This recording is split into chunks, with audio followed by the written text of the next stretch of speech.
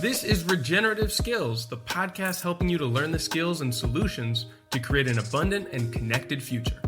I'm your host, Oliver Gaucher.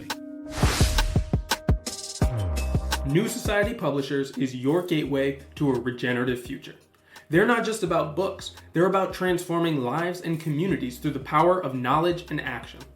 Their mission is simple: to inspire and empower individuals to create a more just, sustainable, and compassionate world.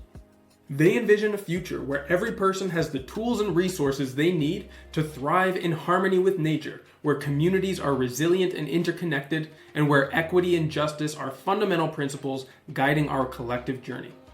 If you subscribe right now to their newsletter at newsociety.com, you'll be the first to receive sneak peeks at new content and get discounts on upcoming title releases.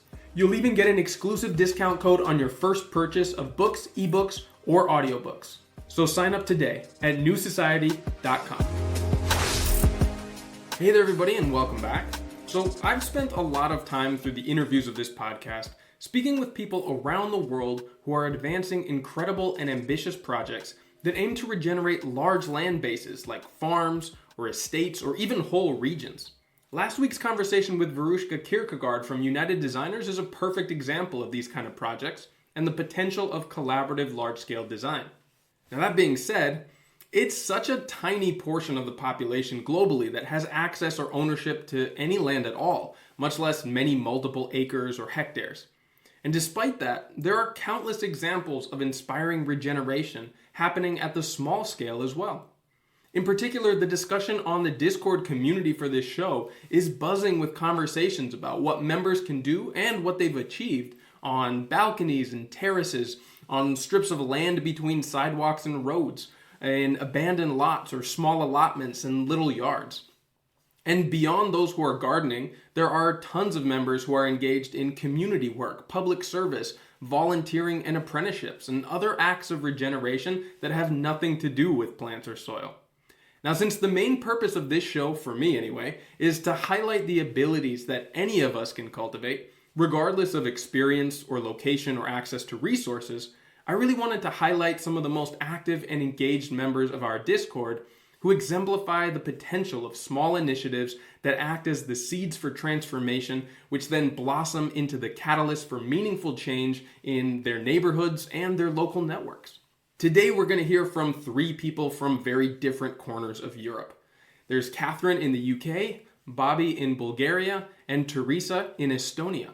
So Kathryn describes herself as a stubble-jumpin Saskatchewan girl transplanted to London. When she isn't composing choral music, or helping out at the church, or cycling around London, she grows plenty of fruit and veg on allotments, in a churchyard in her back garden, and she likes cats and spaghetti and hates punctures. Bobby was born and raised in a family of generational growers and agrarians.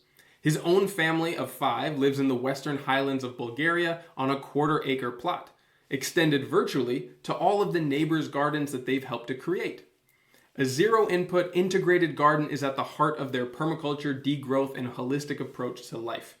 Growing everything from annual and perennial veggies, medicinal herbs, small fruit bushes, and larger fruit and nut trees, their main yield is community and resilience via an ever-deepening connection to place and people.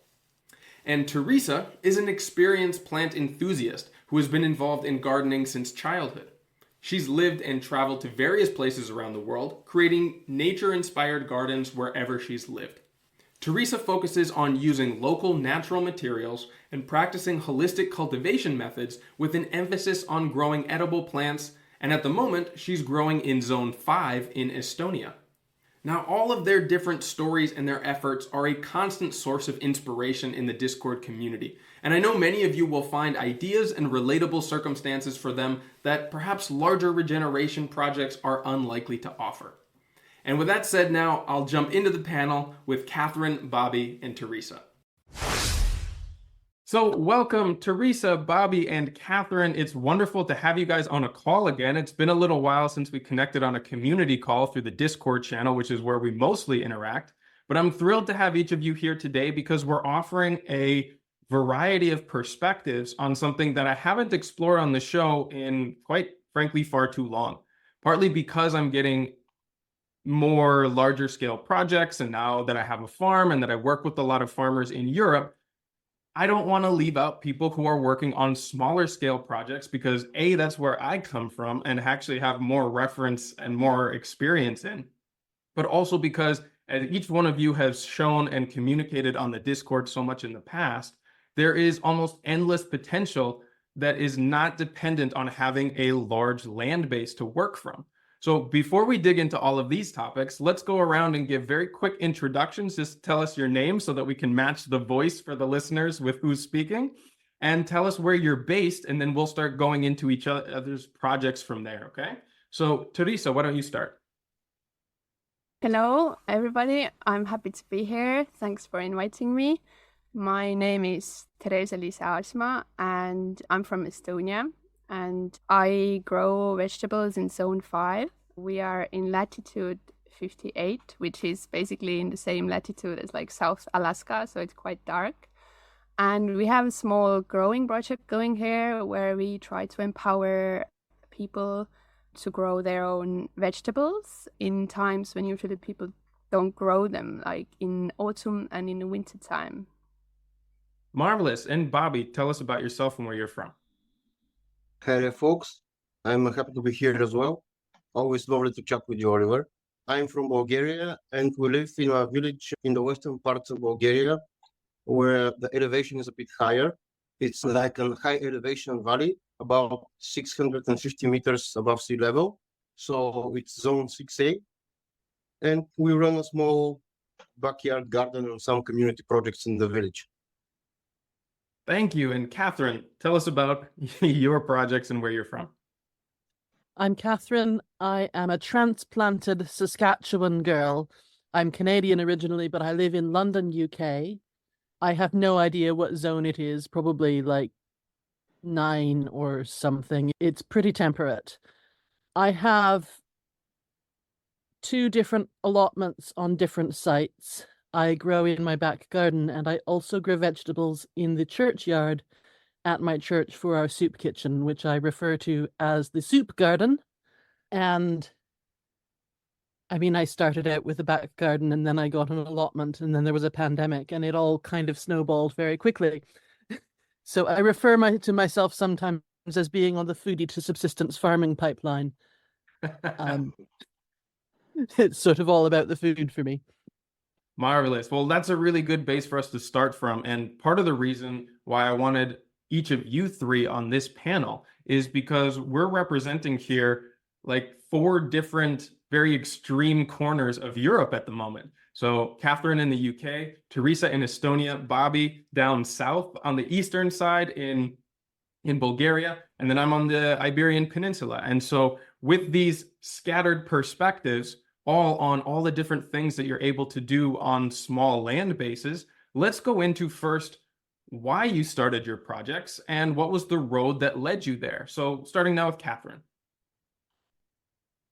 So, as I said, I'm very much interested in food, and I had a little bit of exposure. My grandparents had a vegetable garden when I was a child, and I loved it. And I would go and I would pick peas, and my grandfather was impressed. And I did once pick 27 onions that he'd only planted out 3 weeks before and got shouted at. That was not so good. He was very sad.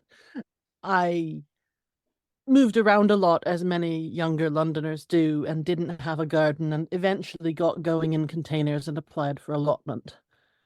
And my church had a soup kitchen, and I kept thinking, if they're eating, like if I'm eating really fresh food that is homegrown, then the guests at our soup kitchen deserve to also have really fresh food that is homegrown.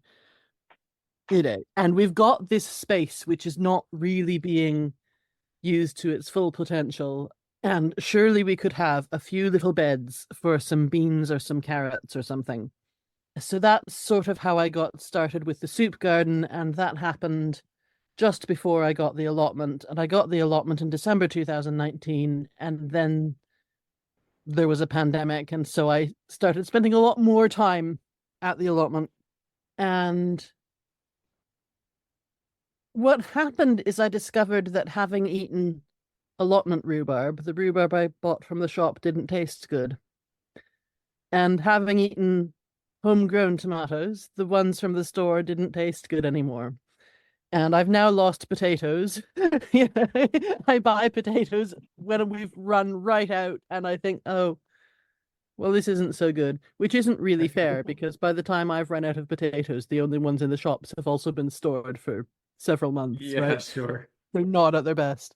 So that's sort of how I got started. Some of the soup kitchen guests help out with the soup garden, which is fantastic. Sometimes it's fantastic. Sometimes they have no idea what they're doing and require quite a bit of support. I'm interested in, I have lots and lots of different interests. The allotments that I inherited don't have amazing soil because they had several decades of getting double dug every year and sometimes some manure added and sometimes not, and quite a bit of conventional fertilizer added. And the site used to be a water meadow, which was a managed floodplain, essentially, where you would flood it in the spring and the silt would feed the soil and then it would be excellent pasture. It does still flood. And so anything that isn't bound up in the soil just washes away and you start over every year. So I've spent a lot of time building up areas that don't flood quite so badly. I have a lot of raised beds, even though I think they're a lot of work and not the right thing for every situation. And B, doing things like digging very deep paths and filling them completely with wood chips so that when the water comes through, I can save some of it in that wood chip. Sure. Rather than it all just draining away. Yeah, of course. And of course, then in the summer when it's very hot, because it is heavy clay, because that's the only thing that doesn't wash away, we get, I mean, in the summer of 2022, we had cracks the size of my forearm that, you could just stick your arm in there. I lost a carrot down one. Oh, wow. So really working on helping the soil along a bit in a situation where I can't control what anyone is doing on the rest of the site. And it's like, I have less than 1/10 of an acre on a site that is like 5 acres or something. So that's a really interesting challenge, right? So you've got a number of different plots that you manage, all of which have different circumstances and challenges of their own. And not all of them are entirely under your management either. And so though you are able to grow quite a spectacular amount within that confine, there are unique things that you've had to develop to overcome some of the shortcomings and some of the challenges that you've just mentioned. Yeah, and sometimes it's not what I would do if I had more control longer term. Sure. It's very much sort of going, okay, I'm going to have to do composting on a much larger scale than I otherwise might. At the allotments, there are also rules about not leaving your site too messy looking. So there are crops that I grow in the back garden and at the soup garden that are considered weeds. And I don't grow as many of those at the allotment because if they're not in a neat row, someone might decide my plot is too weedy. And then it's not the end of the world. Mostly they just yell at me, but I have to pick my battles. Nice. Well, I want to come back to some of these unique challenges and solutions that you've been communicating wonderfully on the Discord channel. But let's go to Bobby real quick. Tell me about how you got started on the plot of land and what your original vision was. And I've got an insight into this because you have a fantastic blog and you've communicated some of these things to me in the past. But weave us a yarn here. Tell me about how this all came to pass. Sure. So I grew on the Black Sea coast on the eastern side of Bulgaria with my grandparents in a village. And I was practically raised in their agrarian ways, so to speak.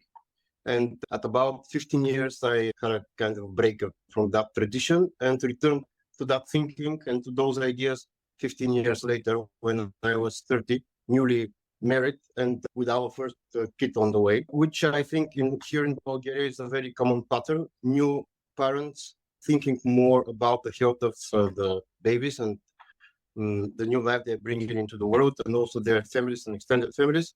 They're kind of returning to the pattern of extended family living, growing your own food, social support. I mean, by the community, not by the government.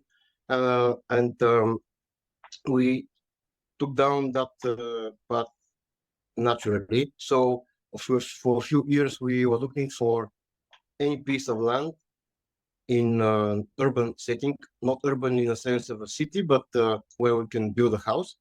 Because here in Bulgaria, it's not allowed to build basically any building in an agricultural or forest land. So we ended up buying a small, maybe a bit more than a half an acre plot in a village close to the capital, but not too close, and built a small house here and started developing our permaculture garden from the first year, even before we had the house built. So we stayed in tents in the yard in the summer. We camped in our own backyard, so to say, and gradually developed not only our own garden, but worked with all the neighbors around to kind of bring them into the loop and make them more aware of what we're trying to achieve, so they are not looking at us with suspicion, as people usually tend to do with newcomers and their weird ways, but more with understanding, and even some of them want to get involved with what we're doing. So that's basically a very condensed version of what we do. Maybe the most important part for us in our garden and in our community is the people which we cultivate along with the plants here. And one of the insights, maybe probably we'll get back to that, but I just wanted to quickly put it out, is that our plot is not large by American or Australian standards, but in effect, our garden is multiplied by each family which we take into the group, because I feel free to just visit any of our neighbors which we communicate with, and we kind of school them along and use their garden as my own. I mean, not to go and plant there, but our kids can go visit and pick fruit and pick vegetable. We can exchange help.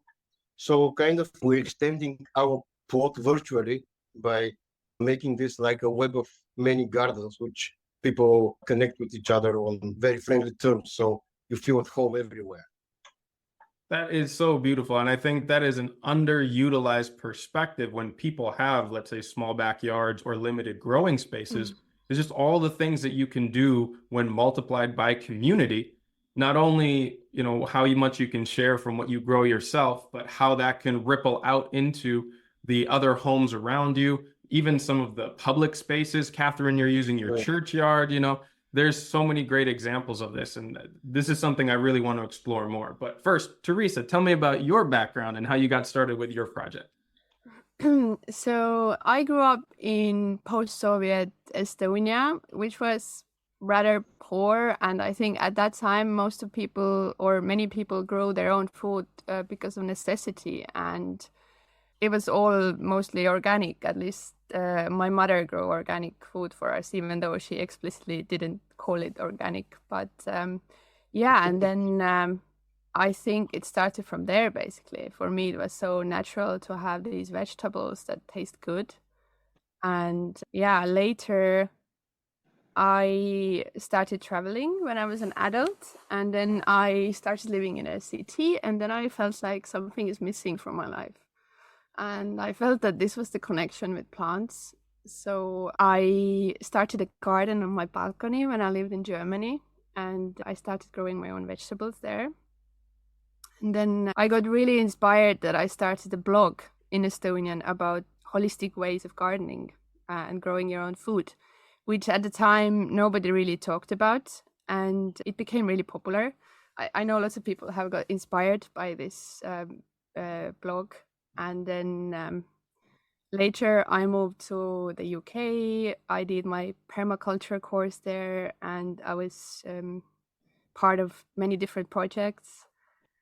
And then I decided to move back to Estonia and start my own project. And luckily in Estonia, lots of people have access to land. And some people even, many people have 2 plots of land. They live in a town, they have their back garden, and then they have their countryside home, and they have lots of land to grow food. And at the moment, we try to basically inspire people to start using this capacity they have to grow their own vegetables in a simple way, using all different types of holistic methods. And yeah, teach them the ways they can preserve that food and use in cooking, because here actually people tend not to use vegetables in their cooking very much, or they just tend to not know what to do with them. And yeah, this is what we are trying to do here now. And yeah, to build up our own farm as well, so we can possibly sell these vegetables to the community as well.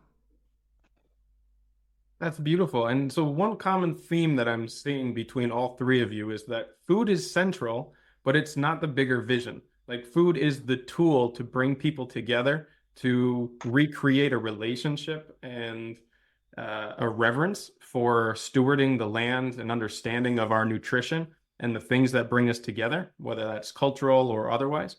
And Kathryn, I'd love to hear from you, because I know that you do this partly through, like you said, the soup kitchen and the church that you're connected with. Tell me about how that weaves into the religious community that you're a part of, and how food plays a central role in that. Okay. How religious do you want me to get? As religious as you feel comfortable with. Okay. So I've mentioned once before on the Discord that there's a piece of scripture in which Christ says, essentially, whenever you feed someone in need, however you treat the stranger who needs your help, that's how you're treating me. And I take that very seriously. My church community takes that very seriously. And so when someone comes to us and they need something, we try to help. And I mean, it's a small churchyard, and the soup kitchen currently feeds 45 or 50 people twice a week. So obviously I'm not growing all of the soup ingredients in the churchyard. It wouldn't work, particularly as the churchyard is made of mostly rubble from when they knocked the old church down in the 90s. I'm literally building soil from scratch in a lot of it. But that sense of hospitality, that sense of seeing people as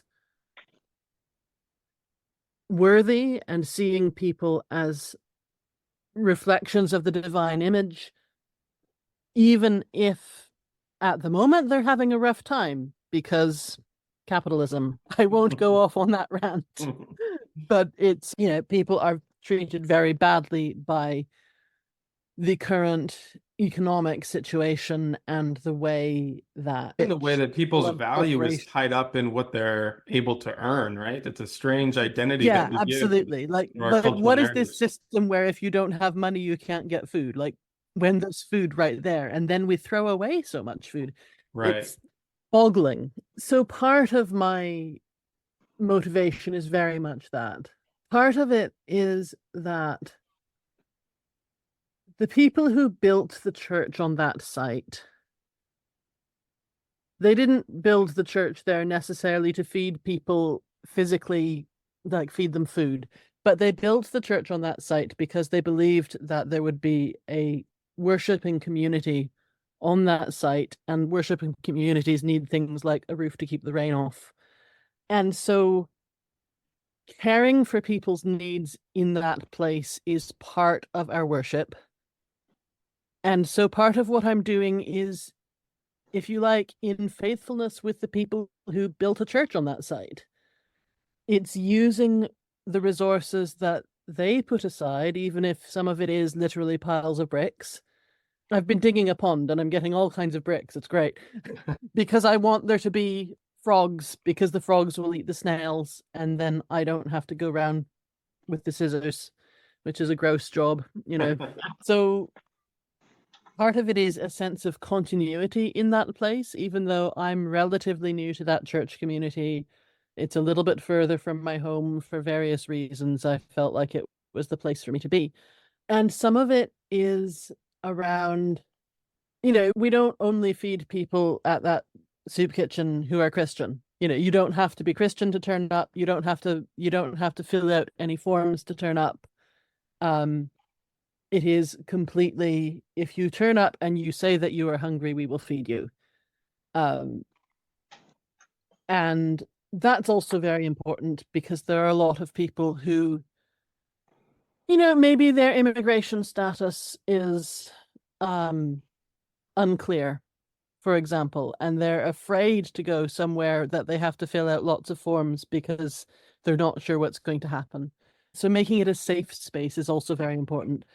And for me, it's a bit of a cliche, but I feel like I learn a lot from that context. I think I've spoken before about, we have an invasive weed called three-cornered leek that grows in the churchyard.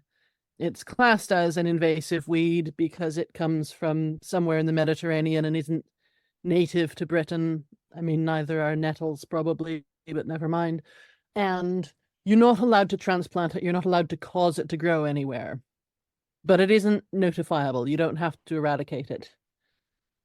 And I love that stuff.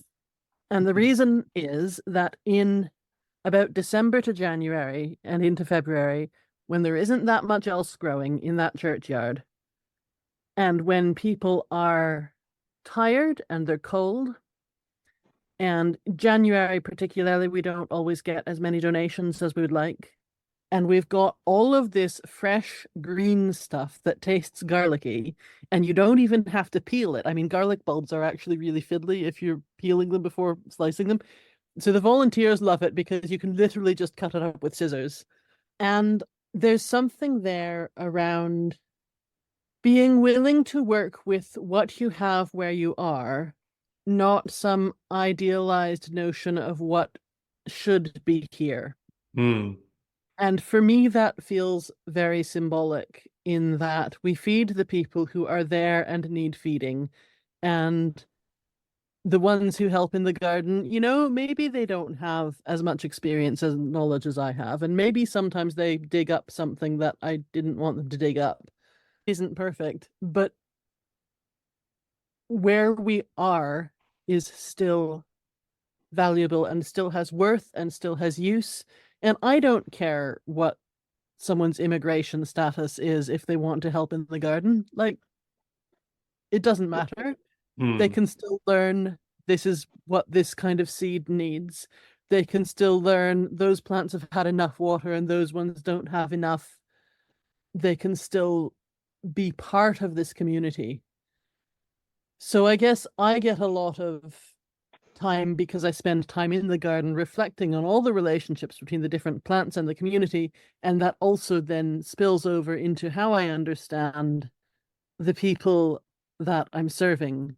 Or maybe it's the other way around, maybe I wouldn't like the three-cornered leek if I weren't already dealing with a very diverse group of people. I don't know. I love that reflection. I think that not only is that such a powerful form of service, both the interaction with the land and the results that it has with the people that you're trying to serve, but it also seems like quite a metaphor for the type of worship and the values that you have within your community put into action. And I would love to hear too from Bobby, like, how has your relationship with your land and your community informed the way that you garden, the way that you cultivate things in your own place? Well, for us, community is paramount, and I have found mainly thanks to my late grandmother with the garden family which I grew. She was a great cook, and I have very high standards for quality homemade food. I never had the fast food or like stuff like McDonald's in my life, to be honest. And my high standards for food kind of spill over around to people which come to visit us and people around. And most of the time, high quality food which we prepare and serve to our guests and to our community come from the high quality ingredients which we pick from the yard. So many times I have lots of examples, but not wanting to take too much of the time. We have people who never planted anything, even didn't grow like a house plant, starting a garden because they want to eat the salad which we are eating in January, which I just shared on Instagram the other day. We had people never expressing any interest in horticulture, growing trees from seed, fruit bushes. I teach them pruning. All of this is mainly revolving around food because I see like the fuel of the community. This is what fuels interactions with people. It's always central when people gather. We can't just put an empty table. Even we don't have much and we work on a low budget. There's always something from the garden or from the preserves to serve.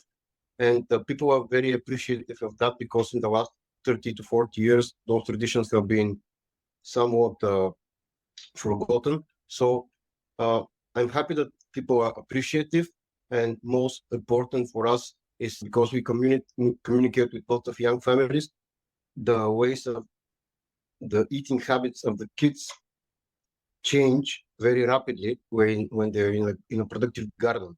Kids who never eat any vegetables suddenly munching on raw zucchinis they plucked from the bush, which to the shock of their mother usually.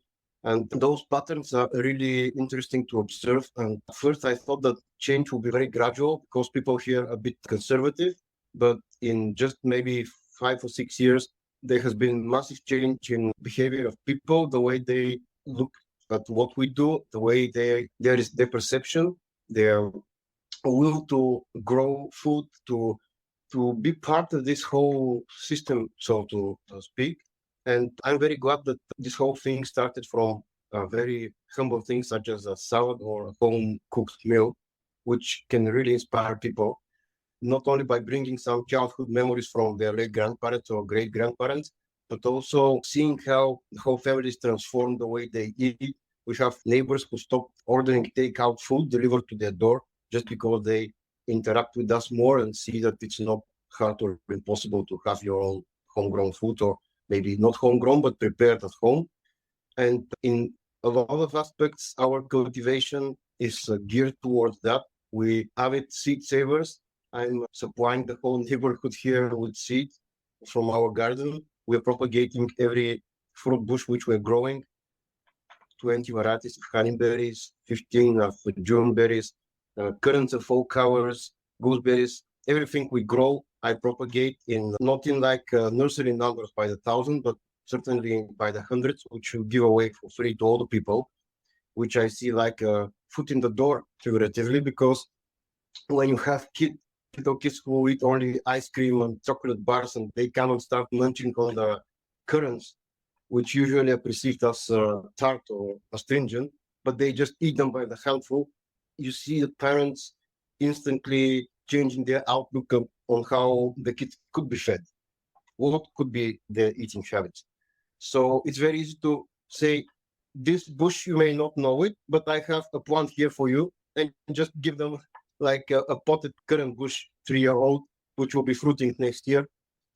And they just plant it somewhere in the yard, and next year they come back for more. Do you have another cover? Do you have something else that fruits later? So this is like, I see it like a regenerative spiral, because it starts with something small, but each small action adds up to something bigger and sometimes outside of our control. Because in a few years, I've seen people take grafting, because I do grafting lessons here in the village. And now I see people grafting in the wild, on wild trees here around, which hasn't happened in like 60, 70 years from before the communist times. So our most important mission here is to basically change people via our garden and the way we live and cultivate the garden and the community.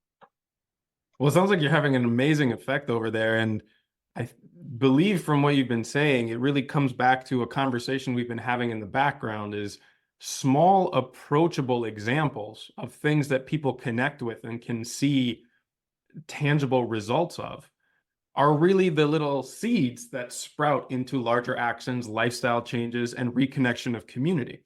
And that's such a powerful example that you gave there. I'm curious, Theresa, in your own work, a lot of the experiments that you're doing are showing that it's possible to get fresh food in a very limited growing season and in a culture that has started to move away from these practices. Tell me about how the response has been from your audience and the people you've connected with. Yeah, thanks for your question. First, I want to reflect back to Bobby. Yeah, I mean, you were talking about Bulgarian cuisine. It makes me feel hungry right now because I know in Bulgaria you use so many herbs in your cooking. I think it's very That's cool. right. Yeah. But yeah, so basically here, yes, we've been growing vegetables, salad, kale, leeks, purslane, Chinese cabbage in the wintertime. And well, part of our project is also inspire people to use more creative ways to cook vegetables and fresh produce, because I think in Estonia it's that people tend to grow a crop if they know what to do with it, because at some point they have so much of this one crop, and I think there are so many different ways you can use it, and people just need recipes and really simple ways to inspire them how to make preserves out of them and just how to cook them in a delicious way. And the moment in the wintertime, yeah, we mainly have greens, and I just like to eat them fresh because I think it is just the best way to eat something that comes directly from my garden right now in the wintertime, because there is not that much of these greens. It's quite precious. You know, I can't really get these greens from anywhere in the country because in the shop they have salad, but it's usually not fresh, and definitely I can't get the same varieties from there. So I just tend to make salad out of it. Yeah, sometimes I add it to stir fries, especially if it's kale or leeks, or I just try to steam them. But yeah, the main way is to inspire people to cook with one crop because, you know, as I try to eat seasonally, there is like lots of one crop, you know, and I think I have to be really creative to make it interesting for myself. Like, what do you make with leeks for, let's say, 3 months if you have them every day in abundance? So it's a bit of a challenge, but I think it's definitely possible. Now I'm getting hungry too. I just finished my last leeks.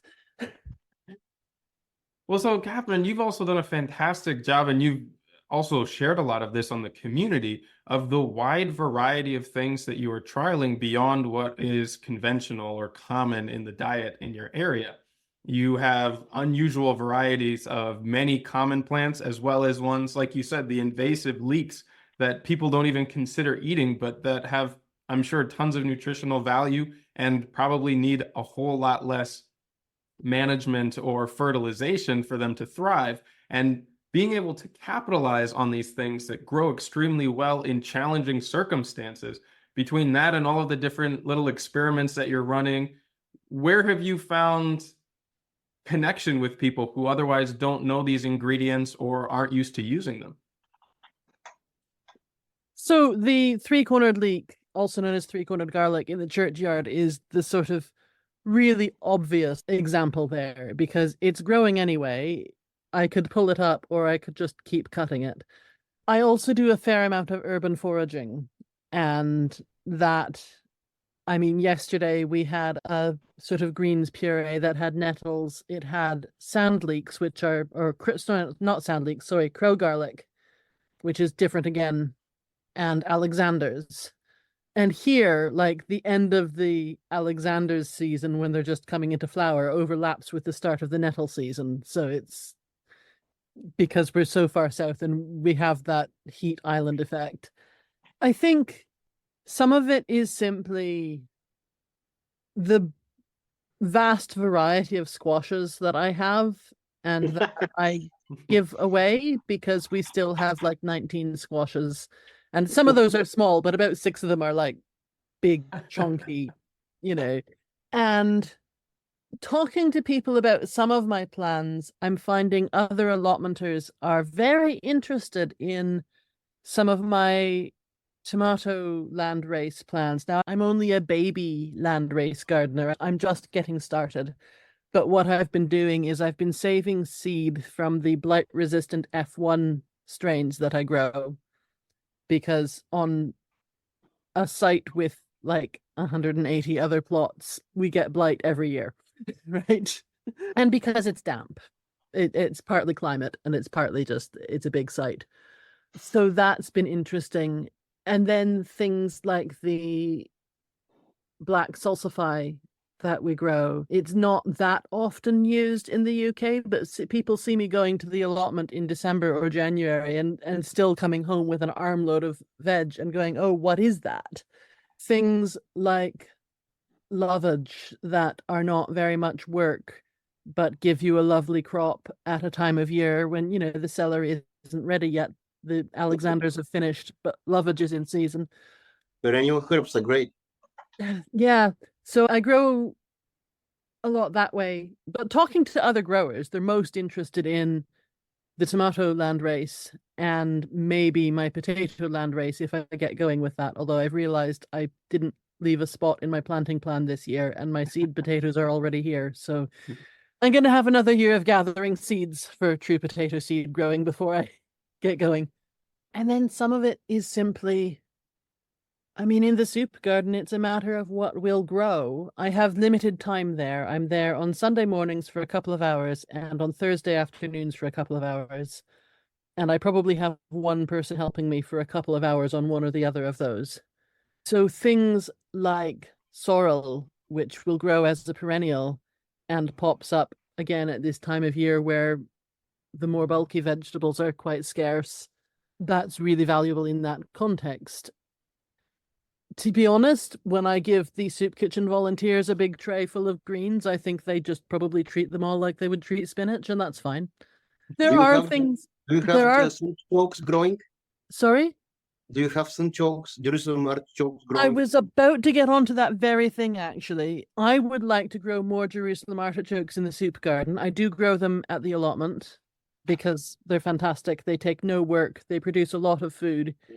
If I don't want to eat all of it, I can leave it in the ground, you know. I haven't found ones that I can give to the soup kitchen volunteers where they don't go, oh no, we're never going to be able to get all of these clean. They're small and they're knobbly and it's a lot of labor in the kitchen to deal with them. And so in a situation where they are trying to make a meal for 60 people, yeah, they don't necessarily want something really fiddly. Yes. You need one of those varieties that make... So what I'm doing at the moment is I'm looking at varieties that are more smooth.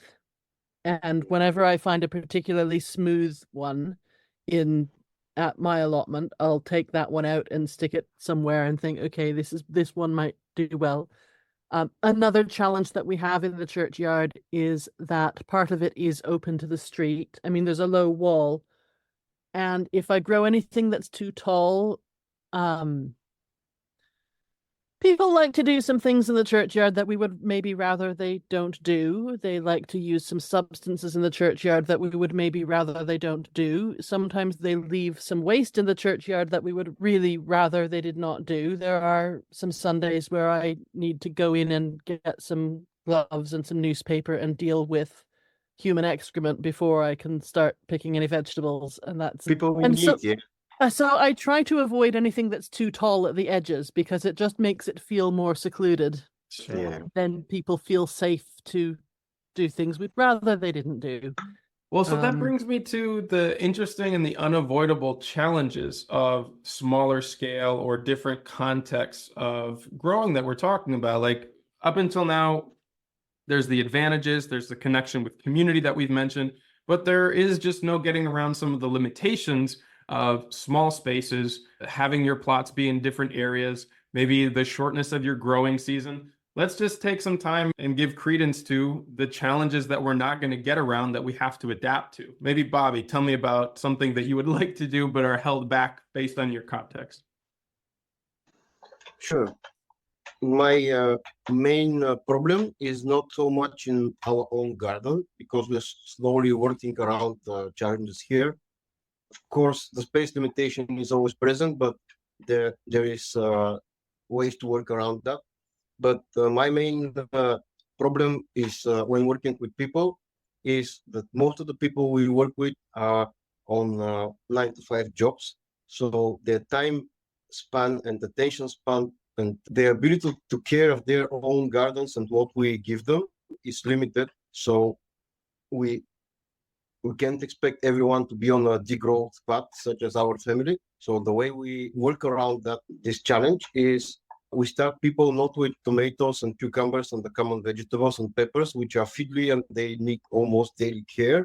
But we start them with perennial food, perennial herbs, perennial small shrubs, and later on trees, and after that vegetables, because I find that the easier it is to get into it, the better.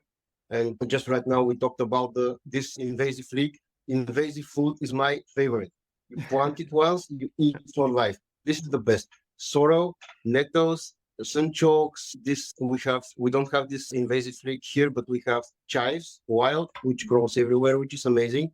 And people usually disregard or just don't notice those plants until you show them how they can be used in a delicious way. So our challenge is mainly changing perception and easing people into a lifestyle closer to what we do, but also gradually steering their interest towards more and more regeneration, so to speak, more of their attention to be put into how they eat and so on. So what we do is we start with perennials usually, and something quick, easy, and tasty, easily prepared or directly eaten.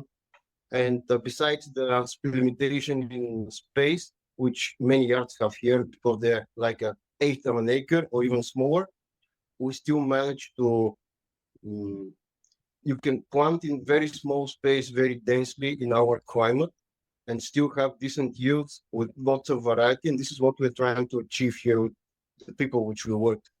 Otherwise, in our own garden, the main limitation is, of course, the space. Also, we work on clay soil, but all those things, I think, easier to fix, even if they're higher up in the scale of permanence than actually people, which take more time and more, soft skills. You can just excavate people and change.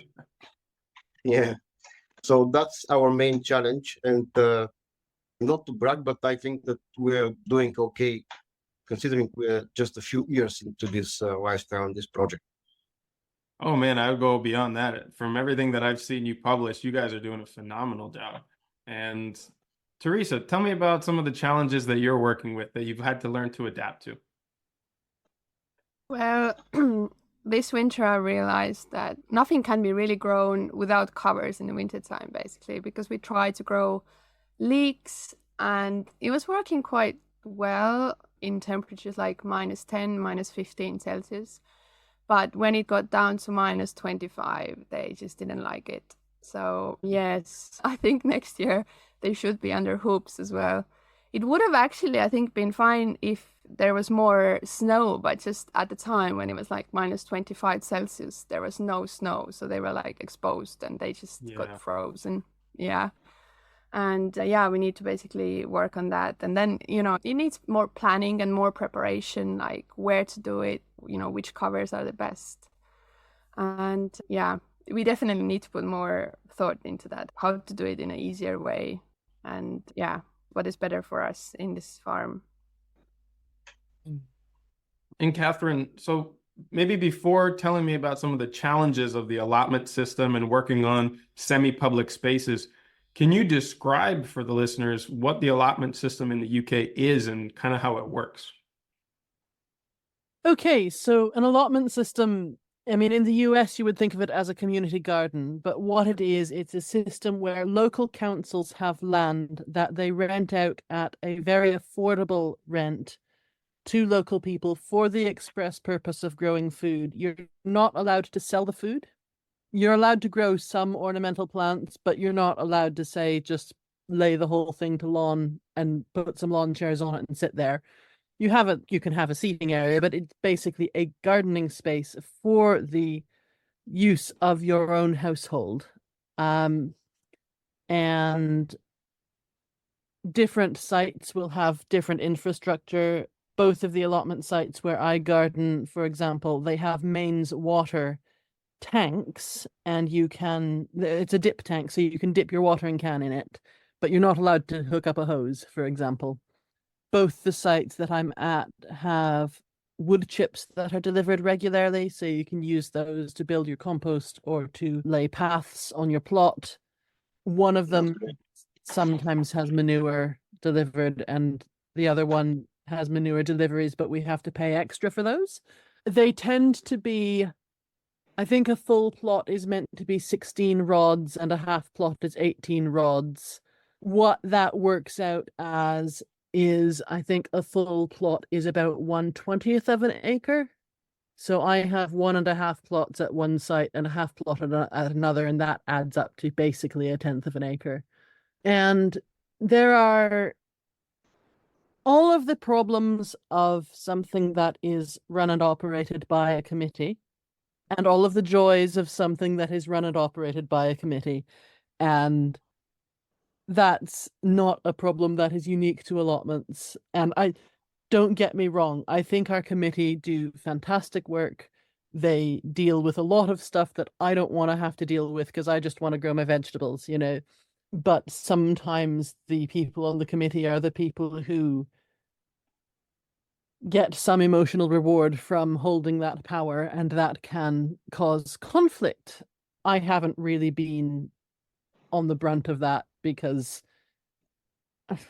I'm on church committees, so I sort of figure I'm just going to keep my head down. So that can be a challenge. Another challenge for me with the allotments is that because my nearest allotment is still a 20-minute cycle from my home, and that means that although technically I could apply to have some chickens, I can't really have livestock because I would have to go every day, twice a day to look after them.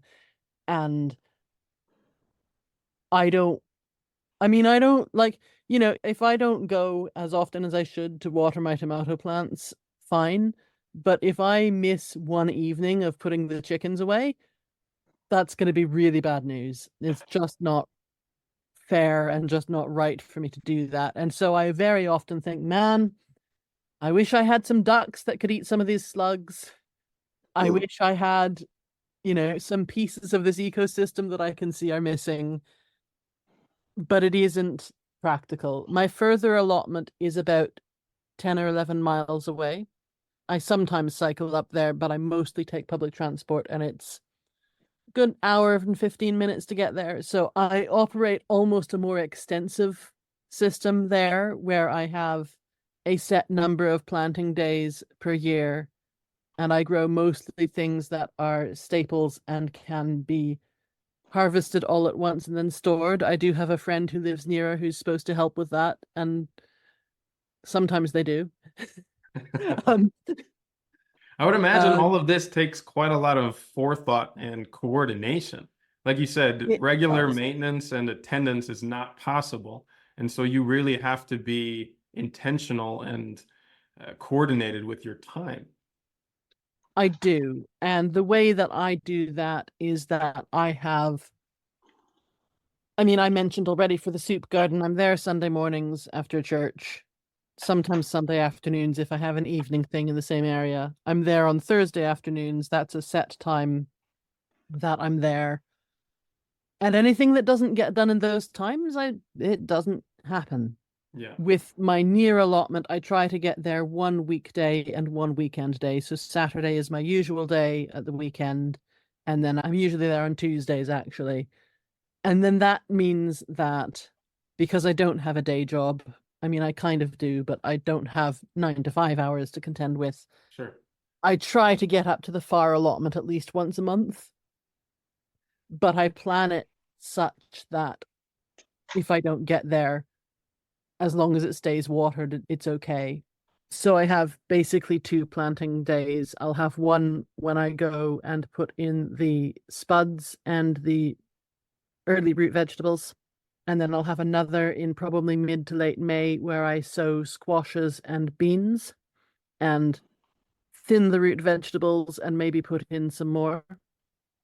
Yeah. And then at the end of September, we harvest all the potatoes, all of the squashes. Hopefully the drying beans are ready by then, and we can pull out the root vegetables or leave them in and eat them over the winter. But it's a very different way to the way that I handle the other sites where I'm there much more often. Yeah, that makes sense. And I think it's a really good example for people who say that they don't have enough time that you can still produce a decent amount of food. And, even if you can only attend to it once a month, if you're coordinated, if, plan things out properly, this can still work. And, anything else that you're able to do on top of that once a month visit is extra and will open up new options. I love that. If I may, just for a second, Of course. I wonder if Kathryn gets enough rain, because in our climate, it's impossible to not water more regularly. Everything will be just desiccated and dead within maybe 10 days. So I wonder if there is ample rainfall to allow for such cultivation. Yeah, so some things do need more rain than others. I do have friends up nearer that allotment who will water at most once a week. And so if it hasn't rained for about a week and I haven't been able to get up there, I will say, please, can you go and water? And they'll go and water. One of those friends is a gardener and the other is not. And so when the one who's not a gardener goes, sometimes things actually get watered and sometimes they don't. The thing I have going for me at that site is that there are a lot of trees around and it isn't very windy. And so even when it's quite dry, you don't have the wind coming along and just sucking the water. No desiccation, of course. At my nearer allotment, it's kind of in a wind tunnel and it's very windy. It's also in a frost pocket. So there, what I find is that with some of my more tender crops, I actually have to put like temporary fencing up just so that the wind doesn't dry them out. Yeah. Both sites have deer, so there's quite a lot of crop protection that has to happen anyway because I'm not allowed to eat the deer. Well, I guess I would be allowed to eat them, but I'm not allowed to shoot them, and I don't have equipment to do so or training. And it's an urban area. Challenges there. Maybe not the avenue I want to go down. So yeah, one of the things that I want to do on that far site is to set up a solar pump and a water butt so that instead of telling my friend, hey, can you water everything? I can tell my friend, hey, can you check that the water butt is full? Yeah, and sure. Save more of our water from the shed roof as well. And this particular friend likes big engineering projects. So eventually we're hoping to have a couple of IBC tanks, which is ridiculous for a half plot, right? But it should mean that we actually get quite a lot of water because our rainfall in East London is quite seasonal. We are actually in a rain shadow and our summers can be very dry. Last summer wasn't too bad. 2022 was very dry. I mean, part of my local park burned, which was annoying. Well, look, all of these are really good examples, not only of the challenges that people should consider in these contexts, but also creative ways to overcome them. And I was curious too. So, obviously there are some things that you just can't fix or that you have to adapt to, but I would also love to know what it is that you think are the advantages or the really inspiring potential of working at a small scale like this, even though maybe not all of the things that you would want to do are as easy. Bobby? Okay. So for me, the small scale is the biggest advantage which we get, at least in our context, here in the country, and especially in the village, is changing people's lives from the ground up and working. This is working practically for everyone. We were growing vegetables when we were living in the city in an apartment on a balcony. We had a worm composting bucket system. So it's very doable on a very limited space and budget and time budget, not only monetary. So the small scale for us is the thing that people can relate to most, because I share in my group videos of people like Mark Shepard and the Rich Dale Farm of Richard Perkins in Sweden. And this is all great and very beautiful imagery, perfectly shot, but this is not something that anyone I know can gain something out of it, integrate it in their lives and basically change their course a little and towards a more regenerative lifestyle. So when you have someone like me or us as a family, it's more easy to relate to, and the example is very in your face, it's very obvious. You can see our behavior, our patterns, the food which we're eating. So making things relatable and close by is the main strength for the small and micro scale on which we operate. And I think that, as you said earlier, it's those little pieces that kind of shape the whole puzzle of the seeds, which then grow and lead ultimately to a larger change that initially was conceived in that seed. And I think that this is part of the permaculture teachings, that you always are looking to have maximum impact with the minimum input into the system. So this is what the small scale approach helps do. I love that. Theresa, what about you? Where do you see the opportunities and the inspiration in your area and your project? Yeah, I think it's definitely the fact that it's very relatable and people can see that, I mean, they can do it too. And I think partly I'm not really doing anything new in that sense. I'm just reminding people all the stuff that has been here before in Soviet times and before Soviet times, and just inspire people that, we can bring the best bits of these past memories back in terms of gardening and growing sustainably. I'm not romanticizing Soviet Union, just making it sure, but people back then grew their own food. They had lots of vegetables and fruit in their gardens, and the whole garden was maximum capacity food growing, basically. There was no import from other countries like there is now. It's just you had to do this, and this was normal. And part of this knowledge is still here in this country. And I think it's just common sense that, needs to be coming back, because we live in quite challenging times right now.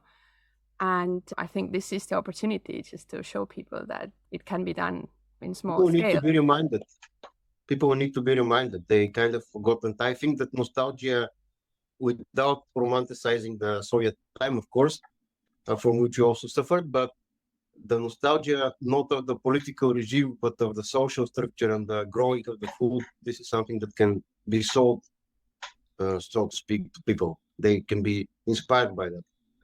Yes, absolutely. I agree with that. And I think all this knowledge that is in permaculture, it was already here before, but my grandma never called it permaculture. For her, it was just culture, I think. Just gardening, yes, of course. Yeah. And that's valuable.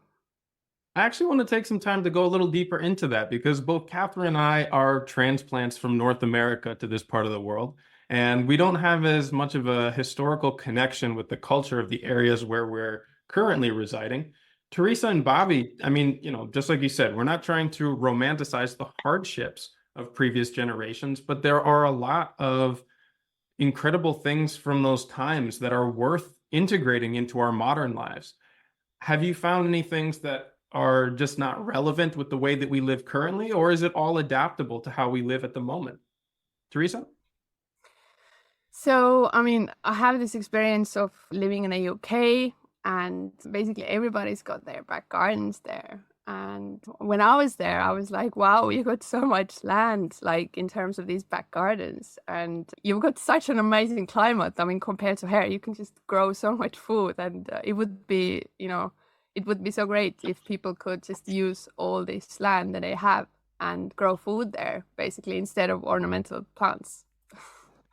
And I think in Soviet times, it was very common to just plan out your garden to the maximum, to have an orchard that had maybe 20 different varieties of apple trees for different times. You would have summer apples. You would have apples that would basically keep in the cellar for the whole winter. Everybody had a cellar around the house. And it was all made so people could just grow a fraction of their own food, at least by themselves, in this harsh climate. And I've also come across some research and actually some practical stuff they did in Soviet Union, where they grew lemon trees in ditches, because it was minus 15 degrees, and then it was just warmer, and it was on industrial scale, just because of necessity. They didn't have any option to import lots of stuff. So I think there are lots of ways to grow food in this climate, and we just have to find which works best for us. Yeah. Nice. And Bobby, I know you have dug in quite a bit into the history. I've read some of your blog articles here. Tell me about some of the things that you have connected with from your family's history and your country's history that you're integrating into your life at the moment. Well, I'll share a short history quickly from my grandparents' past and my forefathers. They were all pastoralists, moving seasonally with the herd from the lowlands to the highlands. And one of the traditional practices with the shepherd was to, while following the herd around the land in specific patterns, all of those pathways which we take, you selected specific wild trees, which we grafted, and that was done generations ago, and each generation renewed those trees. So when you pass with your herd, not only the falling fruit which were rotten, they serve as forage for the animals, but also you always get something to pick. My own grandfather, who was a shepherd at 11 years old, it was obligatory to come home with the sheep, also bringing 2 bags of something which you picked along the road, which is like a grocery store line, which was planted and cultivated by your grandfather, and so on. So that was very traditional thing here, and even nowadays they're like 300-year-old apple and wild pear trees, which are still fruiting. And sometimes we just not walking in the mountains and find this perfect big apple, which is obviously grafted at the chest level because they grafted high, so animals don't damage the graft. And you can see the graft union and the 2 different barks, but this thing has been standing here by maybe a couple 100 years, and it's still producing. And this practice, even though it's not really relevant because sadly the number of animals have drastically fallen and the way we inhabit the land has changed, but I'm kind of bringing this back for the people because now people have more leisure time, so we have people walking in the area.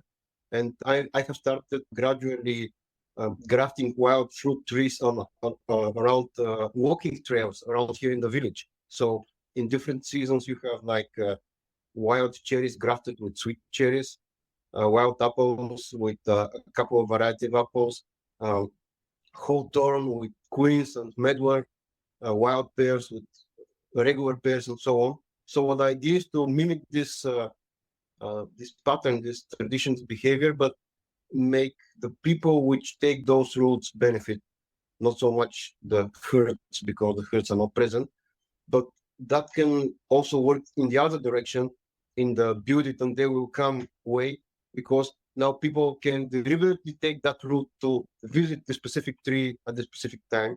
So it's nice to also take people out in the houses and bring them more into nature.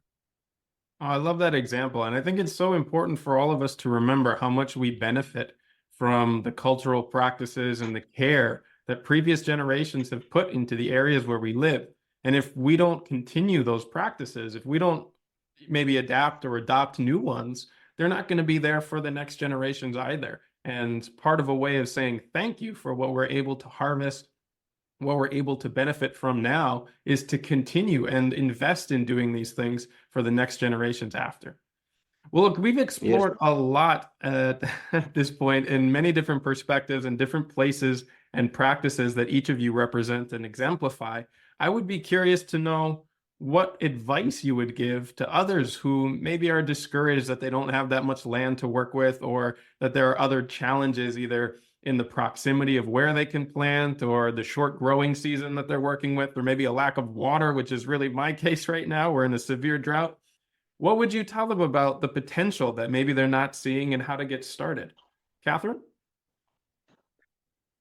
I would say to start where you are and start small if you need to start small. If you start in one bucket on a balcony, that is still a start. And I think that for me, the other big piece of advice would be, if you're not sure, then go for diversity.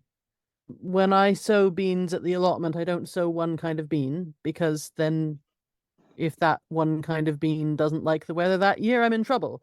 But I sow lots of types of beans, and I sow peas, and I sow broad beans. And then in a cold, wet year, the peas are beautiful. And in a hot, dry year, the beans do really well. and then I still obtain a yield. And one of the advantages to me of working on smaller scales is that I can do that. I can grow 10 varieties of bean instead of 2, and I might have my 2 or 3 favorites I come back to every year. So I would say to someone who's feeling like they don't have access to a lot of land, ask about semi-public land. You know, if you go to church, ask if you can have one raised bed in the churchyard and share that food with the congregation. If you don't have much of a back garden, but someone else does, then you can say, hey, can I do some gardening? Locally, we have a little thing where our local transition towns maintains a sort of register of people who want help with their gardens and a register of people who want to garden somewhere. I'm not very involved with that, but I know it exists. And if you start thinking, what can I do with the resources that I do have, rather than, oh, I can't do this because I don't have that, you start to find a way forward and to build a way forward, which might be different than what you expected, and it might be different than what's in gardening instruction books, but which will also be in its way more flexible and adaptable than anything you'll find in the instruction books too. Sure. There's so much potential in adapting things to how you live, your personal preferences, what grows around you, and all of the other things that make unique context so valuable. Bobby, tell me from your experience, what advice would you give to people to start and maybe even reach out into their communities for the results that you've been seeing? Well, I have been brought up by the idea that what we already see around us, already present, is only here because someone was in a never-ending creative cycle. Someone always creating something and adding something on top. So if you have this a pause in a cycle, you get from a upwards trajectory to a downwards one. You can, as an Alice in Wonderland says, you have to keep running constantly to remain in the same place. So this can be a little bit discouraging, but on the other hand, one of my other main mantras, so to speak, is that 1 is infinitely more than 0. So even the smallest action is actually infinitely more than not doing anything at all. And if we can grow carrots and lettuce and basil and tomatoes in buckets on a north-facing balcony in the city, anyone can do that. And I think that even a small pot on a windowsill is this 1 which is infinitely bigger than 0. And those little steps really add up, and it's not as slow and gradual process as most people would think. It won't take so much time when you just keep adding little by little. So my advice is to just start doing things, even if they seem small and insignificant at first, and just marvel at the ripple effect they have, in your life. Oh, that's beautiful advice. Thank you, Bobby. And Theresa, tell us about some of the little steps and ways to get started that you've seen be effective and have worked for you. I think it's probably best if people start with what they already have around them, because I think this is a way to become really creative, because I think there is this paradox: when you have limited resources, you are forced to become creative, and then actually something much more interesting can be born in terms of your garden as well. Use these materials that you have in hand, and talk to people in your area and see what they are up to. Maybe you can collaborate, and maybe you can grow one crop and they can grow another, and then you can swap knowledge as well. And I think what makes it easier is to plan, because then you don't probably get so overwhelmed. Because I see often in springtime, especially here, because the springtime is really short and all these garden works need to be done in a very short time, people tend to grow too many plants on their windowsill, and there's only that much space you have. And when you have 100 tomatoes there, there's nothing to do with them, and you've already kind of wasted all this resource and time, and then you just throw them away. You already given away to lots of people around you, and then you still have lots of plants. So if you plan how much space you actually have, then you can just, spend less time doing things that are probably unnecessary, and just, have more time to have fun in your garden. Oh, those are very good points. Now, before we wrap up, can each of you tell me how our listeners can find and connect with you based on the different things that you put out there in the world? So, Theresa, tell our listeners where they can connect with you. So in social media, people can find me under Metsig Aid Holistic Garden. And I have started making videos in English as well, so people can have a look there and see what I've been up to here recently in the wintertime. Perfect. And Bobby?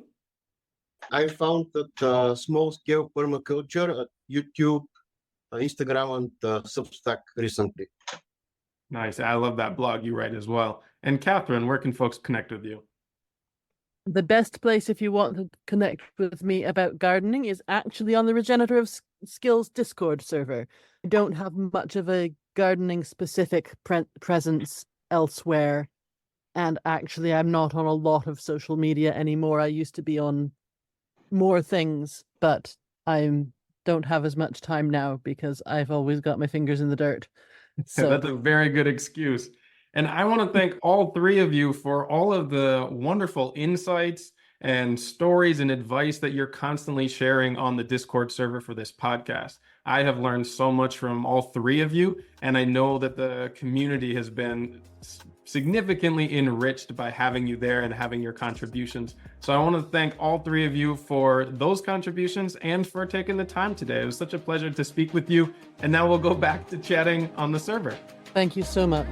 Thank you for inviting. That was great. Thanks once again to Kathryn, Bobby, and Theresa. I've put all of the links that they've mentioned for their contact and further resources in the show notes for this episode at regenerativeskills.com. Now, before we wrap this up, just remember that these episodes are only the beginning of the learning resources, design and coaching services, in-person courses, and interactive community that are available through Regenerative Skills. The Discord server is our free community where you can connect with other like-minded listeners, exchange ideas, stories, tips, and resources, as well as interact with me directly and quite a few former guests from this show.